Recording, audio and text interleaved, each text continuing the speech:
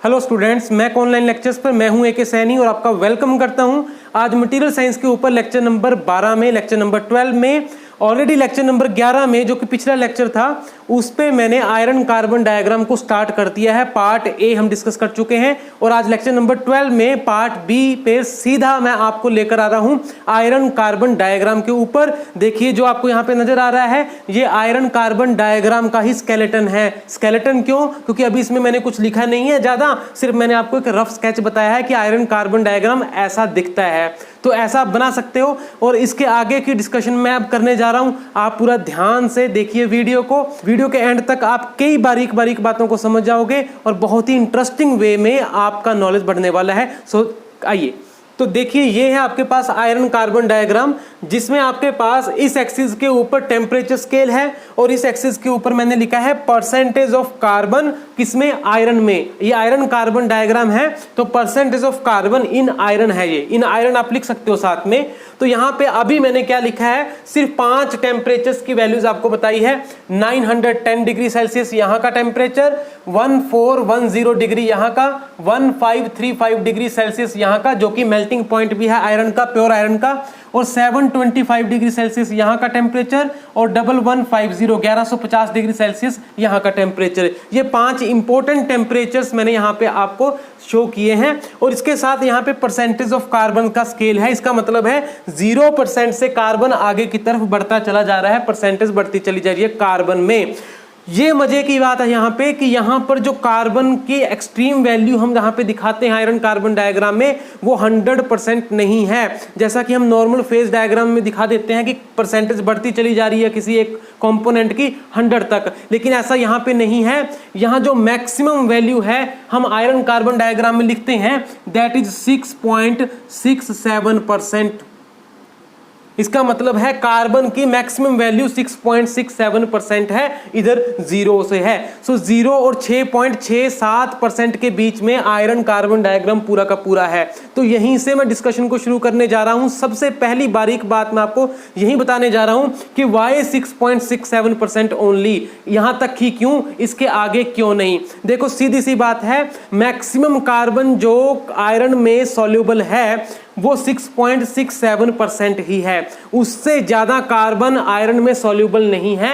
अगर आयरन में इससे ज्यादा कार्बन प्रेजेंट है तो वो उसमें सॉल्युबल नहीं होगा, वो उसमें फ्री फॉर्म में अवेलेबल होगा, वो उसमें फ्लेक्स की फॉर्म में प्रेजेंट होगा जिसको हम बोलते हैं ग्रे कास्ट आयरन। तो वो इस डायग्राम के बाहर की रेंज चली गई। वो आयरन में कार्बन जो है वो फ्री फॉर्म में, फ्लेक्स फॉर्म में प्रेजेंट है, जिस आयरन को फिर हम ग्रे कास्ट आयरन बोलते हैं। और अपनी वर्कशॉप की जो मशीन्स हैं, लेथ, शेपर, उनका बेड वगैरह बनाने में उसको हम इस्तेमाल करते हैं क्योंकि वो वाइब्रेशन एब्जॉर्ब कर सकता है due to presence of free form of carbon within that. तो ये आपको मैंने बताया 6.67% मैक्सिमम लिमिट है कार्बन की जो कि आयरन में डिसॉल्व हो सकती है, सॉल्युबल है। और अगर आयरन में 6.67% ही कार्बन है, मैक्सिमम लिमिट वाला कार्बन है, तो वो जो एक सैचुरेटेड सा आपको आयरन नजर आता है in terms of solubility of carbon, उसी को हम बोलते हैं सीमेंटाइट। याद रखिए यही सीमेंटाइट कहलाता है जिसमें 6.67% कार्बन है, सीमेंटाइट। और इसका जो कंपाउंड फॉर्मूला है Fe3C।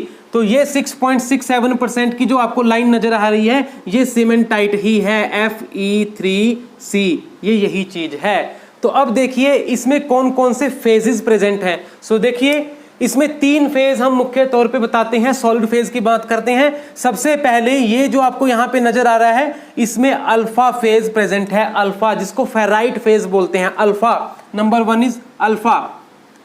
और सेकंड ये जो आपको नजर आ रहा है रीजन, इसमें गामा फेज रहता है जिसको ऑस्टेनाइट फेज भी बोलते हैं, gamma phase. Second one is gamma.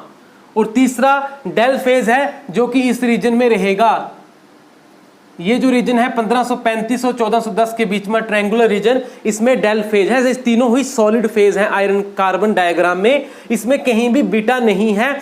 क्यों नहीं है इसकी एक्सप्लेनेशन भी मैंने आपको पिछली वीडियो में दी थी, अच्छे से समझाया था लेक्चर नंबर 11 में, उसको आप देख लीजिएगा। जो रेफरेंस लिंक्स हैं वो नीचे डिस्क्रिप्शन बॉक्स में प्रेजेंट है, वहां क्लिक कीजिए और देखिए। तो यहाँ पे ये 3 फेज हैं, अल्फा, गामा और डेल, और यहाँ पे लिक्विड है। लिक्विड फॉर्म में एग्जिस्ट करेगा आयरन। तो देखिए यहाँ पे ये 3 फेज मुख्य तौर पे हैं, साथ में लिक्विड है। तो बाकी जो जो रीजन्स मैंने बताए हैं वहां कौन कौन से फेजेस होंगे वो बनाने बड़े आसान हैं। देखो यहाँ से, क्योंकि ये लिक्विड है और ये डेल है, तो यहाँ क्या होगा, ये दोनों के बीच का रीजन है, सो यहाँ पे डेल प्लस लिक्विड, इस तरह से आप लिख सकते हो। इधर डेल है, इधर गामा है, तो इसमें क्या होगा, डेल प्लस गामा। सो बड़े आसान है ये बताना, ये लिक्विड है, ये गामा है, तो यहां रह गया लिक्विड प्लस गामा। ऐसे ही ये अल्फा, ये gamma, so this is alpha plus gamma. अब देखिए इधर ये है सीमेंटाइट, ये है अल्फा, तो ये बीच का जो रीजन है ये सारा अल्फा प्लस सीमेंटाइट को रिप्रेजेंट करता है। This is liquid, this is cementite here, so यहां पे क्या हो गया इस रीजन में, ये लिक्विड प्लस सीमेंटाइट Fe3C।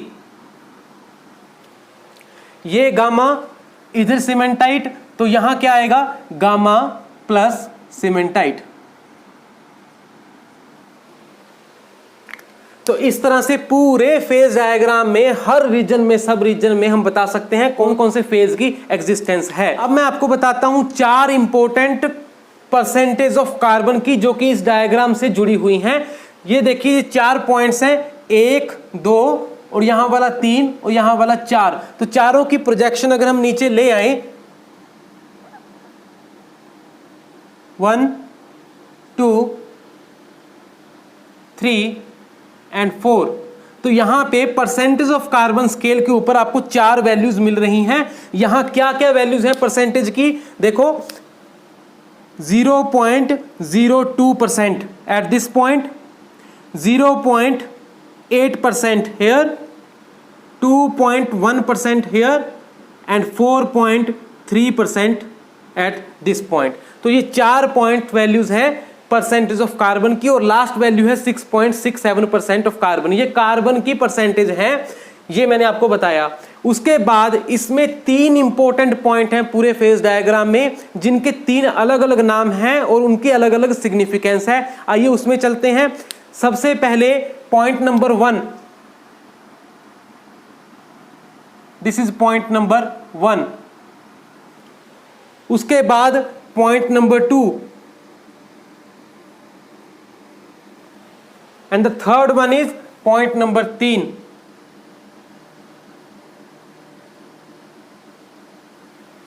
सो इन 3 पॉइंट्स के ऊपर डिस्कशन जरूरी है जो मैं इस डायग्राम में करने जा रहा हूं, तो आप ध्यान से देखिए। जो पॉइंट नंबर 1 है, इस पॉइंट को हम बोलेंगे eutectic point, 1 is eutectic point. जो पॉइंट नंबर 2 है, दिस इज यूटेक्टॉइड पॉइंट। और जो पॉइंट नंबर 3 है, दिस इज पेरिटेक्टिक पॉइंट। क्या है ये तीनों पॉइंट्स, यूटेक्टिक, यूटेक्टॉइड और पेरिटेक्टिक? इस पर जाने से पहले 1 मिनट दोबारा आपको इधर ला रहा हूं मैं। इस पूरे स्केल को आप 2 हिस्सों में बांट दीजिए, 0 से 2.1 तक एक रीजन और 2.1 से 6.67 तक दूसरा रीजन। यानी कि अगर तो आयरन में 0 से लेकर 2.1% तक कार्बन है, इस रेंज तक का कार्बन है, तो उसी आयरन को हम बोलते हैं स्टील। स्टील, तो स्टील का मतलब क्या है, जिसमें कार्बन की परसेंटेज कितनी है आयरन में, 2.1% तक या 2.1% से नीचे नीचे। तो 0 से 2.1% तक, यहां तक अगर कार्बन मौजूद है आयरन में, उसी को हम नाम देते हैं स्टील। इसी प्रकार से अगर आयरन में कार्बन की परसेंटेज 2.1 से बढ़ती है, 6.67% मैक्सिमम है, तो इस बीच का जो रीजन है इसी को हम बोलते हैं cast iron, Ci, cast iron. सुना होगा आपने नाम कास्ट आयरन। तो स्टील का मतलब क्या है, 2.1% अगर कार्बन है, उससे नीचे नीचे कार्बन है तो स्टील है, 2.1 से ऊपर चला गया तो वो कास्ट आयरन है, 6.67% हो गया तो वो सीमेंटाइट है, वही एक चीज, वही आयरन। और अगर 6.67% से भी कार्बन ज्यादा है तो वो क्या हो जाएगा, कास्ट आयरन से भी अलग स्टेज चले जाएगी। इससे ऊपर वाला जो कार्बन है उसको हम ग्रे कास्ट आयरन बोलते हैं। तो देखिए ये यहाँ पे स्टील और यहाँ पे कास्ट आयरन। ऐसे ही अब यहाँ पे इस पॉइंट को हमने नाम दिया है यूटेक्टिक पॉइंट। देखो point 1 eutectic point, eutectic point. तो 2.1 से लेके 4 पॉइंट तक का भी एक हिस्सा है, 4.3 से 6.67 का दूसरा हिस्सा है। तो यहाँ फिर हमारे पास 2 सबसेक्शन हो गए। इस कास्ट आयरन में 2.1 से 4.3 तक का एक और 4.3 से 6.67 तक का दूसरा। अब ये कास्ट आयरन है और 4.3 पर ये पॉइंट कौन सा है? यूटेक्टिक पॉइंट है। इसका मतलब है अगर तो 4.3 से पहले वाला कास्ट आयरन है तो हम उसको बोलेंगे हाइपो यूटेक्टिक कास्ट आयरन। तो ये वाला है हाइपो यूटेक्टिक कास्ट आयरन। और अगर 4.3% से 6.67% के बीच लाई कर रही है कार्बन परसेंटेज, तो हम बोलेंगे कास्ट आयरन जो है वो है हाइपर यूटेक्टिक कास्ट आयरन। है वो कास्ट आयरन ही, लेकिन उसमें 2 हम फर्दर कैटेगरीज बना देते हैं। वो हाइपो यूटेक्टिक है या हाइपर यूटेक्टिक है, it depends upon the percentage of carbon. अगर वो 4.3 से पहले है, दैट मीन्स 1 पॉइंट से पहले, यूटेक्टिक पॉइंट से पहले, तो हाइपो यूटेक्टिक कहलाया जाएगा, और उससे ज़्यादा है तो हाइपर यूटेक्टिक कहलाया जाएगा। ऐसे ही हमारे पास स्टील भी 2 तरह का होता है, एक हाइपो यूटेक्टॉइड स्टील, एक हाइपर यूटेक्टॉइड स्टील। क्यों? क्योंकि यहाँ पे पॉइंट 2 देखिए, 2 पॉइंट आ रहा है 0.8% वाले पे, तो 2 पॉइंट को हम बोलते हैं यूटेक्टॉइड पॉइंट। तो स्टील में यूटेक्टॉइड पॉइंट की बहुत इंपॉर्टेंस है। इससे नीचे नीचे अगर कार्बन है 0 से 0.8% तक अगर कार्बन है स्टील में, तो उसको हम कहेंगे हाइपो यूटेक्टॉइड स्टील, क्योंकि ये यूटेक्टॉइड पॉइंट है। देखो तो ये है हाइपो यूटेक्टॉइड स्टील। और 0.8 से 2.1 तक के बीच का कार्बन परसेंटेज है स्टील में, तो उसको हम कहेंगे ये हाइपर यूटेक्टॉइड स्टील है। तो आपको समझ में आ गया स्टील और कास्ट आयरन और कैसे वो हाइपो और हाइपर की फॉर्म में एग्जिस्ट करते हैं। और अब मैं आपको बताता हूं 3 पॉइंट्स के बारे में। ये 3 पॉइंट्स नहीं है, तीनों पॉइंट्स के ऊपर 3 रिएक्शंस हैं। ये 3 इक्विलिब्रियम को बताते हैं कैसे कैसे। नंबर 1 यूटेक्टिक पॉइंट, ये रहा पॉइंट 1 यूटेक्टिक। देखो इस पॉइंट के ऊपर लिक्विड एग्जिस्ट कर रहा है, जो आयरन है वो लिक्विड की फॉर्म में एग्जिस्ट कर रहा है। और इस पॉइंट के नीचे क्या है? ये गामा प्लस सीमेंटाइट की फॉर्म में एग्जिस्ट कर रहा है, जो कि दोनों ही सॉलिड है। सो कहने का मतलब एक लिक्विड 2 सॉलिड, इन दोनों के बीच का एक इक्विलिब्रियम यहां पे एग्जिस्ट करता है। Liquid is in equilibrium with 2 solids. कौन कौन से solid? Gamma and cementite. So eutectic point वो पॉइंट है यहां पर liquid is in equilibrium with 2 solids, gamma and cementite. ये दोनों ही सॉलिड मतलब क्या? दोनों की माइक्रोस्ट्रक्चर अलग अलग है, इसलिए हमने दोनों के अलग अलग नाम दिए हैं, जैसे मैंने पिछली वीडियोस में भी एक्सप्लेन किया था। तो ये कहां पर हो रही है reaction? Point 1 means 4.3% is carbon. तो आप यहां लिख सकते हो 4.3% कार्बन। और ये कितने टेम्परेचर पर हो रहा है? 1150 डिग्री सेल्सियस के ऊपर। तो ये रहा eutectic point iron carbon diagram में। दूसरा पॉइंट है यूटेक्टॉइड पॉइंट, ये है पॉइंट नंबर 2। यहां पर गामा जो है austenite phase gamma which is solid is in equilibrium with, देखिए अल्फा प्लस Fe3C। इसके ऊपर क्या है? गामा, इसके नीचे क्या है? Alpha plus Fe3C, alpha plus Fe3C। Austenite phase solid phase है, alpha ferrite phase solid phase है, Fe3C सीमेंटाइट सॉलिड फेज है। So 1 solid is in equilibrium with other 2 solids at this point. तो वो होता है eutectoid point, point number 2 iron carbon diagram में। और ये कहां पर हो रहा है? ये हो रहा है 0.8% कार्बन पर 725 डिग्री सेल्सियस पर। तो ये रही यूटेक्टॉइड पॉइंट की रिएक्शन। और तीसरी है पेरिटेक्टिक पॉइंट, पॉइंट नंबर 3। देखिए यहां पर क्या हो रहा है? इसके ऊपर है आपके पास डेल फेज प्लस लिक्विड और इसके नीचे क्या है? गामा। तो यहां पर del plus liquid, that means 1 solid phase plus 1 liquid, वो इक्विलिब्रियम में है गामा के, अनदर सॉलिड के। तो अगर इस तरह की रिएक्शन हो रही है तो उसको हम बोलते हैं पेरिटैक्टिक रिएक्शन। और ये आयरन कार्बन डायग्राम में कहां पर हो रहा है पेरिटैक्टिक पॉइंट? पॉइंट नंबर 3, जहां पर टेम्परेचर आपका कितना है, इन दोनों के बीच का ये टेम्परेचर है और इसकी वैल्यू है 1493 डिग्री सेल्सियस। यहां का जो टेम्परेचर है दैट इज 1493, आप चाहो यहां पे लिख सकते हो 1493 डिग्री सेल्सियस। और यहां की जो परसेंटेज कार्बन है दैट इज 0.18%, 0.18% कार्बन। तो इस तरह से आयरन कार्बन डायग्राम में 3 पॉइंट्स आते हैं, यूटैक्टिक, यूटैक्टोइड और पेरिटैक्टिक। और ये रही उनकी रिएक्शंस की कंडीशंस, ये आप ध्यान में रखिए। और अब चलिए तीनों से जुड़ी हुई कुछ इंपॉर्टेंट बातों को मैं आपसे शेयर करने जा रहा हूं, आप पूरा ध्यान से सुनिए। सबसे पहले मैं पेरिटैक्टिक पॉइंट के बारे में बताता हूं।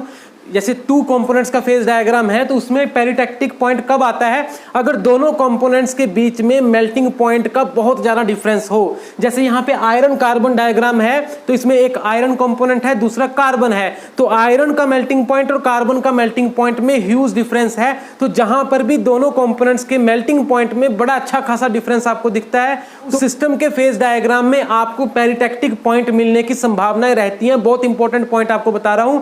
और जिस भी फेज डायग्राम में पेरिटैक्टिक पॉइंट आपको मिल जाता है तो हम उस सिस्टम को कहते हैं पेरिटैक्टिक सिस्टम या पेरिटैक्टिक डायग्राम। तो याद रखिए, एक पॉइंट आपको बताने जा रहा हूं, iron carbon diagram is peritectic diagram. बहुत इंपॉर्टेंट पॉइंट मैंने आपको बताया कंपटीशन पॉइंट ऑफ व्यू से भी, iron carbon diagram is peritectic diagram. Why? Because it has one peritectic point. और पेरिटैक्टिक पॉइंट क्यों आता है? जब भी कंपोनेंट्स के बीच में मेल्टिंग पॉइंट का डिफरेंस अच्छा खासा होता है तब उसके आने की संभावनाएं होती हैं। ये थी पेरिटैक्टिक पॉइंट के बारे में छोटी सी बात।